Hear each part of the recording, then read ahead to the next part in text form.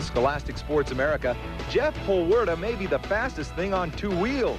But is he faster than this football player who quick changes into a musician at halftime? And is he faster than the bullet of Bettendorf, Tavian Banks, who crosses the goal line quicker than you can say SSA? I'll catch up with you guys in a minute, okay? Hello, everybody. I'm Dan Debenham. Welcome to ESPN Scholastic Sports America. This week, we're headed off to Chicago, and we're going to try and catch up with one of the hottest young rising stars in the cycling world. His story is coming up on SSA. Hey, wait up, guys!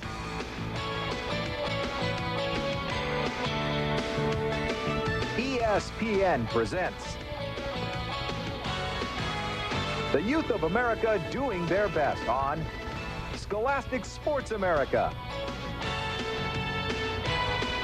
ESPN Scholastic Sports America is brought to you by McDonald's, home of the new McDonald's Guarantee, and by Diet Coke. There's just one, just for the taste. In the city of Chicago, like most of the rest of the cities around the country, the sport of bicycle racing is taking off like a rocket. And in the Windy City, one of the fastest young men is a guy by the name of Jeff Holwerda. Peggy Kaczynski has his story.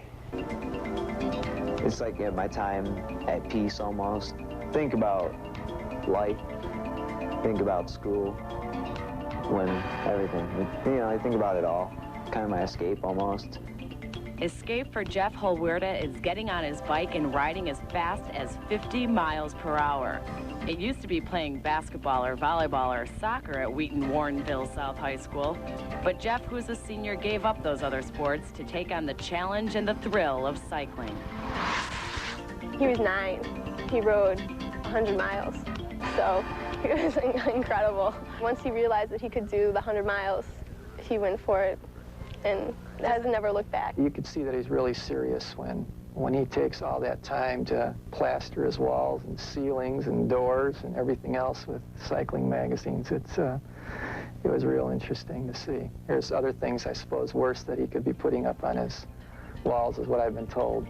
Yes, his room, a shrine to all the great cyclists in the world, a group Jeff someday hopes to join. But amidst all these pictures, one picture stands alone, in the garage, a picture that serves as Jeff's motivation to meet an immediate goal, to join the junior national cycling team. It's a little inspiration for when I was riding in here in the garage. You look up there and you just think, you know, makes you dream. Jeff is making that dream come true. After racing seriously for only about a year, he placed 6th in the Junior National Road Race and was the top 17-year-old, doing exactly what was necessary to gain the attention of the national team coaches and coming closer to making his dreams come true. Jeff has got great possibilities. He's new to the sport. He's really enthusiastic about the sport. It looks like he has a great possibility of being picked up for the national team this year. Jeff didn't always have a coach to push him and show him the strategies involved in cycling or to map out a training program to help realize his potential. Instead, he read cycling magazines cover to cover and relied on his own determination to train every day. The only thing that Jeff has been able to use as a coach would be watching Tour de France tapes, reading Velo News magazine, Bicycling magazine, Winning magazine, and whatever he picks up on his club rides. One of the best assets that I have, and I think that's one of the most important assets for a cyclist, is mental toughness, because cycling is not an easy sport. And if you don't have it mentally, you're not going to have anything. He's got the determination, he's got the strength, and he's intelligent. Yes, it seems Jeff does have everything going for him. President of the National Honor Society, a 5.0 grade point average. But Jeff isn't only popular among his classmates, but by parents and teachers as well, as we noticed on Parent-Teacher Night. All right, you lost. Cafeteria. Right that way to your right. Yeah, it's this direction and to your right for the cafeteria. Greetings, yourself? Just fine. Very positive influence. I think that whatever class he's in, the class has always looked to him as a leader, and they respect him not only for his intellect and his wonderful personality, but also because he's very an individual in cycling. Nobody in my school races. It gives me an identity almost. It's kind of cool, you know, people ask me about it and I enjoy it. He enjoys it so much that he even looks forward to riding in the rain after school. But on race day, it's all business, and a rainy course can be dangerous on city criteriums. Courses that are usually less than a mile in length, but very fast. A crash could be just around the next sharp turn. Excited, anxious, nervous at times. I don't know. You kind of, you know, with the rain, you kind of wonder what's going to happen. And I wonder if you're going to make the break. You wonder how the race is going to go. Jeff's not the only person thinking about the slick road conditions on this race day. His mother can't watch him race in any conditions. I get wobbly knees, sick to my stomach. I hear that I haven't watched him race enough to know how well he does handle his bike and that I shouldn't worry, but I am a mother. What's the worst? You know, I'll crash and a little road rash and I'll be fine. You get over it, and I mean, there is a lot of fear involved, but I mean, if you're afraid, you're not going to win. It's exciting. It's very exciting to watch him race. You know, you're very proud of what he's accomplished. Let's go! He's on. What it looks like it is riding number 440. That is his teammate, Jeff Holwerda, I think. One to go. It looks like it's going to be Holwerda. First.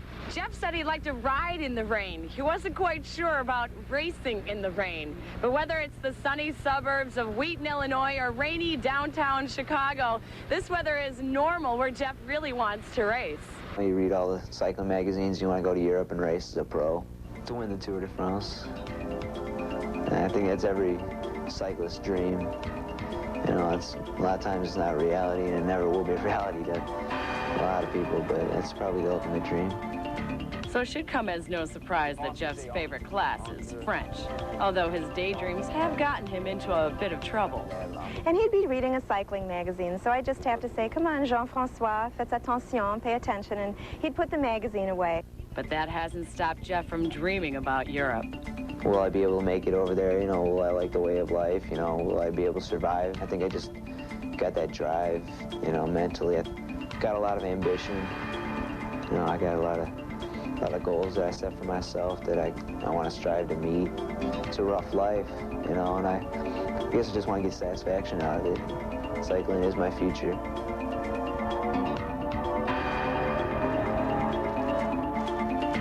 Breaking.